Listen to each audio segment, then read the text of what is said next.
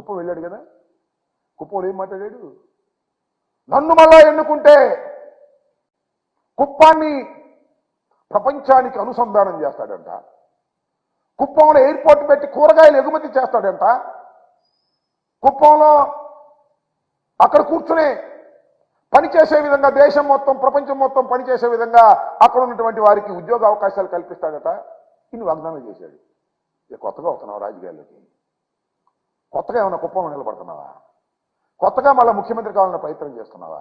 14 సంవత్సరాలు ముఖ్యమంత్రిగా ఉన్నావే, ఎన్ని సంవత్సరాలు నువ్వు రిప్రజెంట్ చేసావు కుప్పానికి? ఏం చేశావని అడుగుతా ఉన్నా. అప్పుడు చెయ్యని వాడివి ఇప్పుడు చేస్తావంటే నమ్మడానికి కుప్పం ప్రజలు ఏమన్నా అమాయకులా అని అడుగుతా ఉన్నా. ఇంత చిన్న విషయం అంటే ఎంత హాస్యాస్పదమైన విషయం అంటే, చివరికి రెవెన్యూ డివిజన్ తీసుకురాలేకపోయావు నీ అధికారంలో ఉన్నప్పుడు.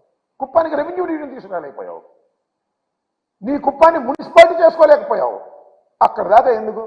నా నియోజకవర్గం నేను అక్కడ పోటీ చేశాను, నేను అక్కడ దాన్ని బ్రహ్మాండంగా చేస్తాను, ఆ ఎయిర్పోర్ట్ తీసుకొస్తాను, అక్కడ అనుసంధానం చేస్తాను, అది చేస్తాను ఇది చేస్తాను అన్నాడు.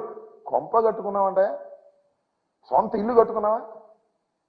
వస్తే కుప్పం వస్తే గెస్ట్ హౌస్లో ఉండాలి నువ్వు, ఇక్కడ ఆంధ్రప్రదేశ్ వస్తే లింగమనేని వాళ్ళు గెస్ట్ హౌస్లో ఉండాలి, పవన్ కళ్యాణ్ ఆంధ్రప్రదేశ్ వస్తే నో హోటల్లో ఉండాలి. సొంత ఇల్లు లేనటువంటి వారు మీరు ఈ రాష్ట్రంలో, మీరు ఇవాళ ఈ రాష్ట్రాన్ని ఏదో చేస్తారు అంటే కుప్పం ప్రజలే కాదు ఏ ప్రజలు నమ్మనటువంటి పరిస్థితి ఉన్నది అనే విషయాన్ని మీరు గమనించండి.